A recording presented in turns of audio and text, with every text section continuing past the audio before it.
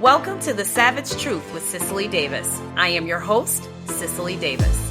Welcome back, Savage Truthers, to another episode. I am your host, Cicely Davis. So happy to have you join me. Happy to be back with you. If you're new to the channel, welcome. I welcome you. Thank you for joining me. Come on back next time. Bring someone along with you. Tell someone else about the show. For the ride or dies, to the loyalists, to those who tune in every single week, every episode, thank you for your loyalty. Thank you for caring. Thank you for tuning in. I wouldn't, and I'm not interested in doing this without you. Whether you're new or returning, I have an ask. And you always know what it is. It's always the same to please like, share, subscribe, and leave a positive review on Apple Podcasts, Spotify, and YouTube. Please and thank you. We are so back. We're back. We're back. We're back, everybody. We are back. I'm still celebrating. I told you, I'm still celebrating. It's only been a week. Give me time to come off this high, okay? Don't burst my bubble. Let it be like a helium balloon. Let it deflate and dissolve naturally. But I'm still on a high right now. This country is going to turn around. It's going to be good and beneficial for Americans, for all of America, even the ones who are all upset and going crazy and shaving their heads and, you know, kind of denying their husbands intimacy and all that stuff. It's going to be great for them too. They're not going to have any choice but to embrace it. But we are back, okay? The agenda of transgenderism is going to get shut down. The agenda of abortions at 7, 8, 9 months old is going to get shut down. The agenda of mediocrity and the law and order will be restored. Super excited. You know what? The agenda to serve others and to, praise God and to recognize this country as a Christian Judeo base, a Christian Judeo country that is on its way back. Inflation rates are going to go down. The market is up. I'm super enthused. The core family is returning, and it's a good thing, right? Math is going to end up being just math. It's not going to be considered racist. So many good things are coming because of the 47th elect Donald Trump. We are back. It's our time now. This is our time. If you are a rhino, a bureaucratic deep state operative, a never Trumper, a supposed Republican conservative who voted for Kamala Harris or voted for Democrats to keep Trump out of office or off the ballot, a supporter of a Liz Cheney or a Joe Scaramucci, a Chris Twinkie Christie. Be afraid. Be very, very afraid. You and many others like you are part of the deep state, and we are coming for you. Welcome back, savages. Welcome back. I'm still celebrating, as you know. I really appreciate your support, but we need to get into the haps, okay? We really need to get in the haps of what's going on here. Donald Trump is making moves. He's making big moves, bold moves that has the left afraid. They are trembling with fear, and they are terrified because they realize that they will indeed lose their grip. They're losing it now, losing their grip on this great US of A, mainly in government, Washington, D.C., and soon to extend to other realms, all other industry, right? I mean, Donald Trump being in office should scare corporations. It should scare the drug industry. It should scare the education industry. It should scare the religious industry, education, entertainment. It should scare social media. It should scare all elites, right? Elite operatives. It should absolutely be scare the deep state. Now, Donald Trump made a bold announcement about his war on censorship. We are winning on every level, and this is just the beginning, folks. You know what? He can tell you better than I can. Go ahead, Rick. Roll the footage. If we don't have free speech, then we just don't have a free country. It's as simple as that. If this most fundamental right is allowed to perish, then the rest of our rights and liberties will topple. Just like dominoes, one by one, they'll go down. That's why today I'm announcing my plan to shatter the left-wing censorship regime and to reclaim the right to free speech for all Americans. And reclaim is a very important word in this case because they've taken it away. In recent weeks, bombshell reports have confirmed that a sinister group of deep state bureaucrats, Silicon Valley tyrants, left-wing activists, and depraved corporate news media have been conspiring to manipulate and silence the American people. They have collaborated to suppress vital information on everything from elections to public health. The censorship cartel must be dismantled and destroyed, and it must happen immediately. And here's my plan. First, within hours of my inauguration, I will sign an executive order banning any federal department or agency from colluding with any organization, business, or person to censor, limit, categorize, or impede the lawful speech of American citizens. I will then ban federal money from being used to label domestic speech as mis- or disinformation. And I will begin the process of identifying and firing every federal bureaucrat who has engaged in domestic censorship, directly or indirectly, whether they are the Department of Homeland Security, the Department of Health, Human Services, the FBI, the DOJ, no matter who they are. Yeah. Okay. Finally, it's our time. Actually, it's everyone's time. It's America's time.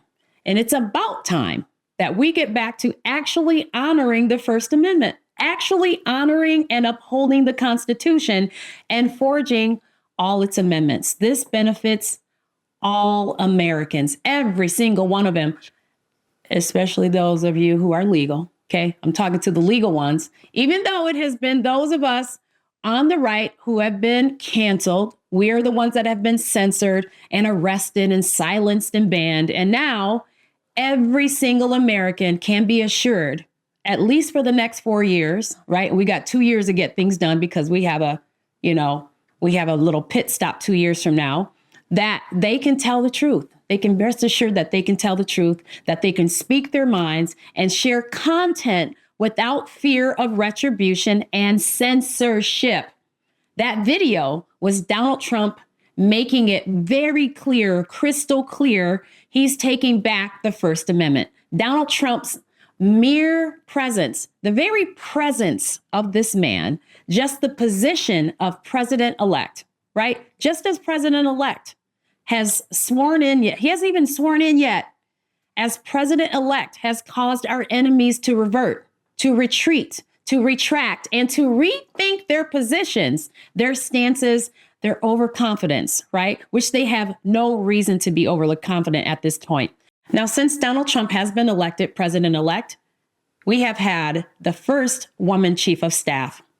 No more debit cards to illegal aliens. American manufacturing has returned home. We have an instant rise in stock market and Bitcoin. We have a severe decrease in migrant caravans. Qatar has given Hamas the boot. Hamas calls for the end of the war. The Taliban softens their language and wants a new chapter. China wants to now peacefully coexist. Russia wants conversations with the U.S. And the EU now wants to buy gas from us, not Russia. And Ukrainian leaders want to talk to Trump. All this because Donald Trump is president-elect. Savages, are you still on a high like I am? You should be celebrating. You should be kicking up your heels and turning cartwheels. Every day I think, okay, it's sunk in now. Trump is in and we're going to be better. We're going to be okay. Every time I think that, something else occurs and I celebrate all over again. Listen, this has been a jam-packed week and a half or so. Now, listen, we have Susie Wiles as chief of staff. We have Elise Stefanik. We have Stephen Miller. We have Tom Homan. Great selections. These are great selections. Now, let's give a rundown of those seats that Trump has chosen for his administration so far, because we really need to talk about the players and kind of get a look into the future of who's actually going to be running the country under this superior leadership of Donald Trump and VP J.D. Vance. First up, we have Pete Hegseth. Secretary of Defense is what he's been chosen to be. Host of the Fox News Channel's Fox and Friends Weekend and has been a contributor with the network since 2014, where he developed a friendship with Trump, who made regular appearances on the show. If confirmed by the Senate, and I believe he will without a doubt, he would inherit the top job during a series of global crises. It will range from Russia's war on Ukraine and the ongoing attacks in the Middle East by Iranian proxies and the ceasefire between Israel, Hamas, and Hezbollah, and escalating worries about the growing alliance between Russia and North Korea. Next up, we have Kristi Noem. Secretary of Homeland Security will be her position. We have William McGinley, White House counsel, is what his position will be. Trump says that William McGinley, a lawyer who has served in Trump's White House and in a key political role this year, will be his White House counsel. McGinley was White House cabinet secretary during Trump's first administration and was outside legal counsel for the Republican National Committee's election integrity effort during the 2024 campaign. We have John Ratcliffe for CIA director, who is a former Texas congressman who served as director of national intelligence during his first administration, to be the director of the CIA in his next position. Now, we have Ratcliffe was the director of national intelligence during the final year and a half of Trump's first term. We have Stephen Witkoff, special envoy to the Middle East. He's a real estate investor, and Stephen Witkoff to be the special envoy to the Middle East. Trump also named Witkoff co-chair for former Georgia Senator Kelly Loeffler of his inaugural committee. Mike Huckabee will be ambassador to Israel. He is the former Arkansas governor, as you know. Mike Huckabee to be ambassador to Israel, the president-elect. Huckabee is a staunch defender of Israel, and his intended nomination comes as Trump has promised to align U.S. foreign policy more closely with Israel's interests as it wages wars against the Iran-backed Hamas and Hezbollah. That is absolutely needed. We know that Israel is our number one ally.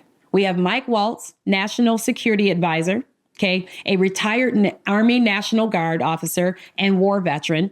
Waltz is a three-term GOP congressman from East Central Florida.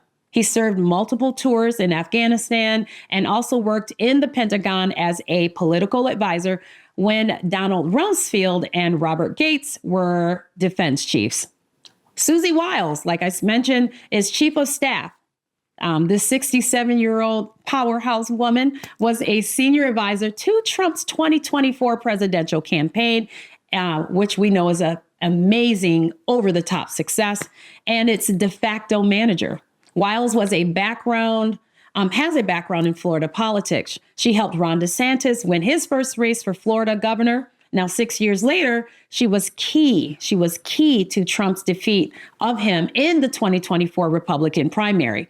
Wiles' hire was Trump's first major decision as president-elect, and one that could be a defining test in his incoming administration, considering her close relationship with the president-elect. Wiles is said to have earned Trump's trust in part by guiding what was the most disciplined of Trump's three presidential campaigns. Wiles was able to help keep Trump on track, as few others have been able to do, not by criticizing his impulses, but by winning his respect, by demonstrating his success after taking her advice. We have Tom Homan, whoop, whoop, border czar, a real border czar. Homan, at 62, has been tasked with Trump's top priority of carrying out the largest deportation operation in our nation's history.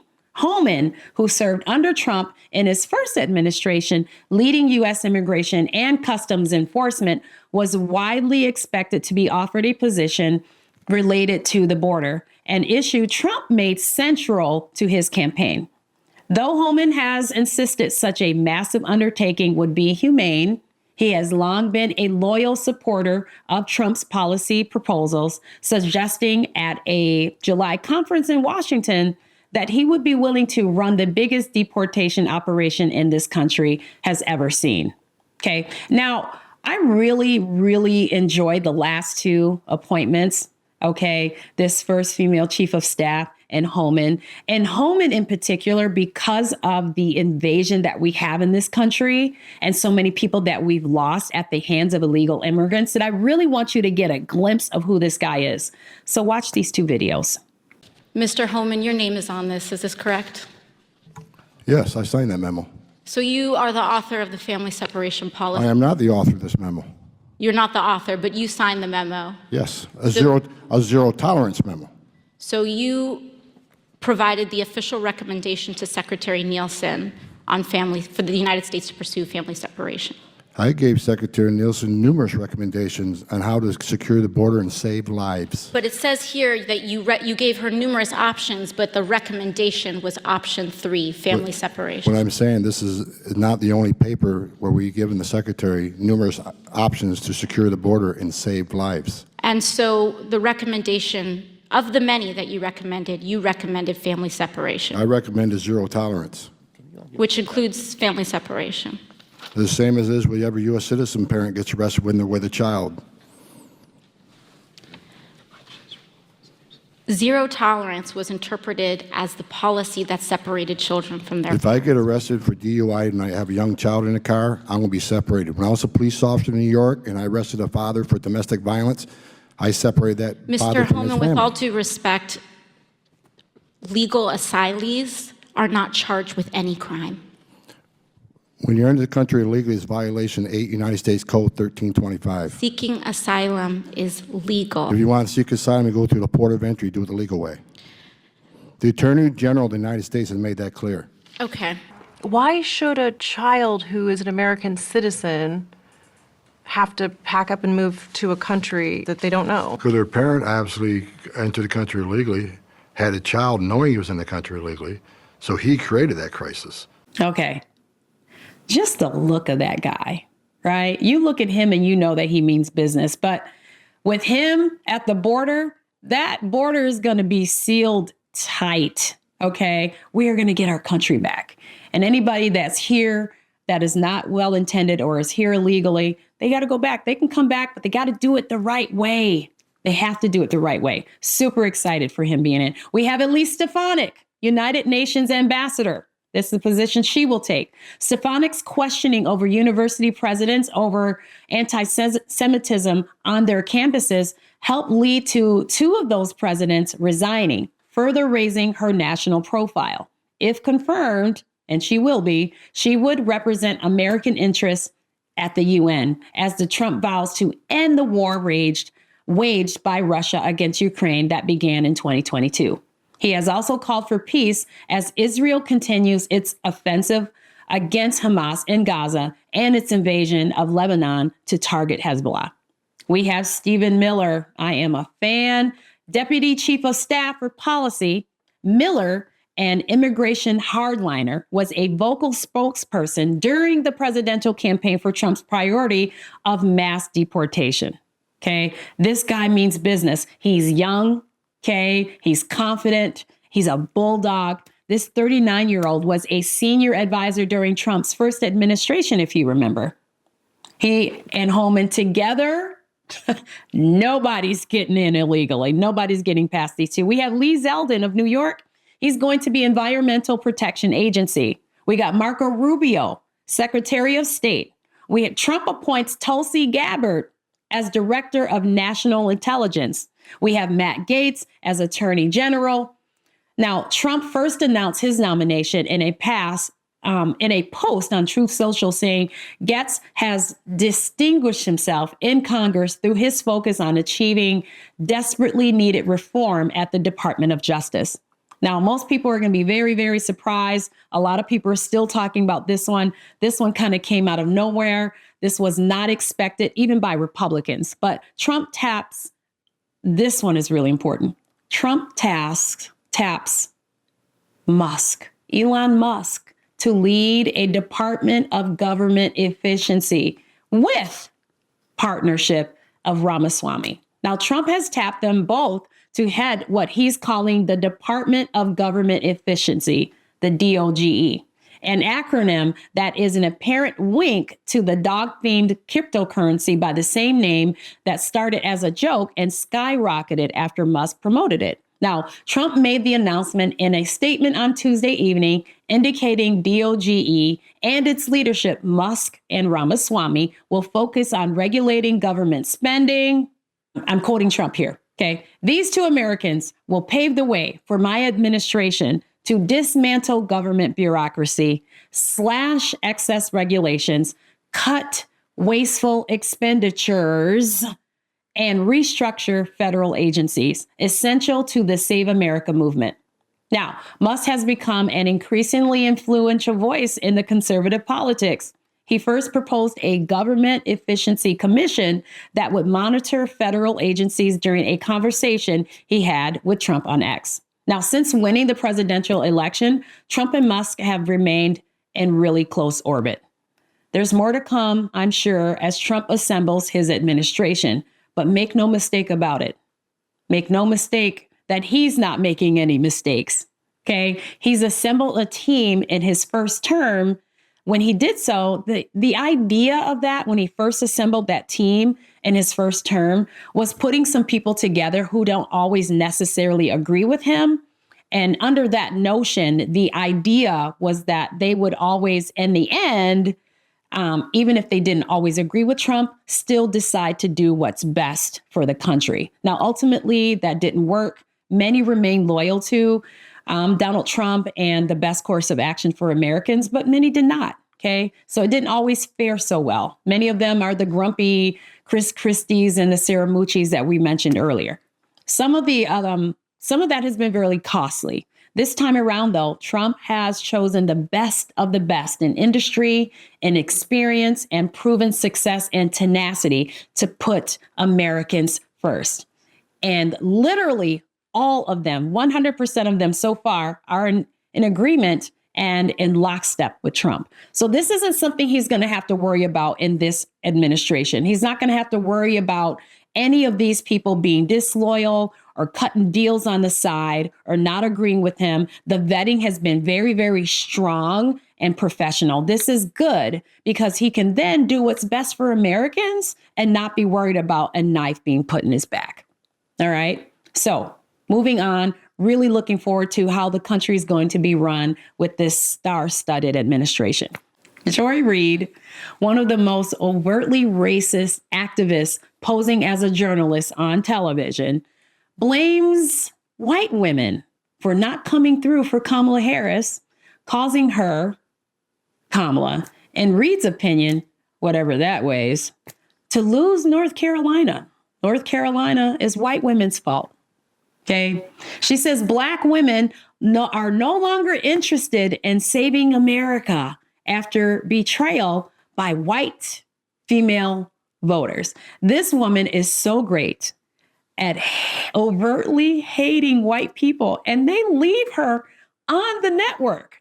It's just incredible to me that she is allowed to even speak. Now, Reid said Black women have resigned from the Save the Democratic Party coalition. Now, there's a video of her saying this, okay, because I got receipts. I'm not just repeating. I'm going to show you this. Watch this clip. You can hear it for yourself. Out of the mouth of Joy Reid. But in the end, you know, if they didn't make their numbers and essentially exceed the numbers that Joe Biden had in the suburbs, and I think we have to be blunt about why. Black voters came through for Kamala Harris. White women voters did not. That is what it appears happened in that state, is that if you can't flip enough white women, and we've talked about this on this set numerous times, but it's a state where women lost their reproductive rights, where there was a very heavy push to get women to focus on not putting in place, re-electing, putting back into the White House the person who was responsible for taking those rights away and restoring them. But that message obviously was not enough to get enough white women to vote for Vice President Harris, a fellow woman. This will be the second opportunity that white women in this country have to change the way that they interact with the patriarchy.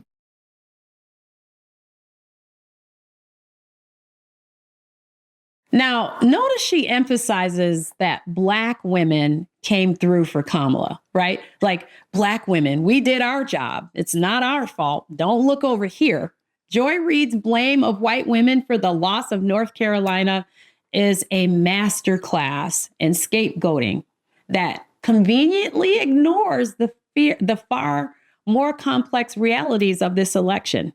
It's almost as if she thinks white women are the only voters who ever showed up at the polls, as though Black voters, Latino voters, and men and everyone else didn't play a part in the outcome. But sure, let's just paint this as a simple, one-dimensional story where the destiny of an entire state hinges on the whims of white women only. Because, all 51% of them are apparently locked in some monolithic voting bloc, just waiting to betray the cause. And the fact that this analysis comes with a dash of racial overtones, subtly implying that white women votes are somehow more dangerous or volatile than others, well, that's not only reductive, it's flat out racist, which is what Joy Reid is. As if the problem isn't systemic, but rather the fault of white women for not checking their privilege at the ballot box. This is classic Joy Reid. There were lots of Black women who voted for Donald Trump. And I have to speak to this because I'm a Black woman and I'm included in this, okay? Because not all Black women voted for the Democrats, okay? And not all Black women voted for Trump, okay? What Joy Reid can't seem to understand or just doesn't want to accept across the board is that 65% of Americans collectively simply didn't like her. They just didn't like Kamala Harris. They didn't like her. It was true that when she ran for Democrat presidency, that's when it was true. She only gained 2% of the vote. They didn't like her then. It was true as VP, having the lowest approval rating ever as a vice president. And they disliked her so much that they didn't want to reward her with a promotion. They just didn't like her. She was unqualified. She was a terrible candidate. She was not charismatic. She's a poor representation of the American people. So Joy Reid, you can kick rocks. Joy Reid, a Fannie Willis, a Claudine Gay, a Whoopi Goldberg, a Sunny Hostin, a Lizzo, a Queen Latifah, Ayanna Presley, a Beyonce, and Oprah, and anybody else in that category. Who needs you? And I'm not sure exactly where you're going to go because all of you clearly hate Republicans. You're not right voters, and you're saying you're dumping the Democrat Party. Where are you going to go? If you decide that you're going to actually bow out in the next elections, thank God. Good riddance to you. We're better off without you. You have absolutely no impact. Joy Reid, nobody cares. Let's move on.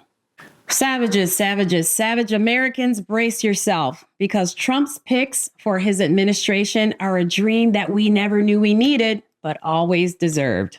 Finally, America's about to get a majority House and majority Senate. And let's just say these new leaders aren't just capable, they're practically superheroes of governance. Responsible? Check. Accomplished? Double check.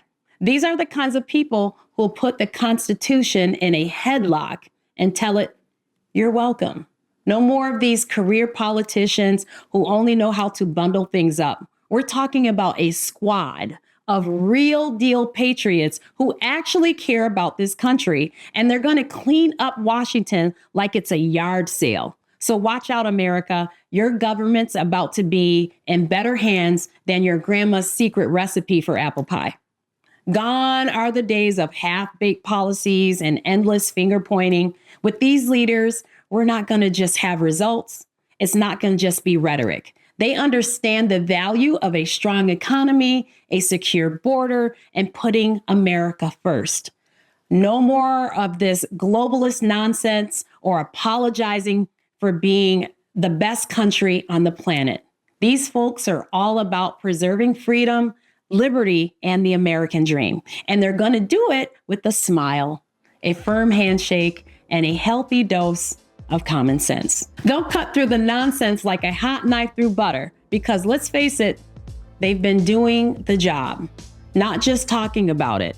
And for all those out there wondering, will they ever get it done?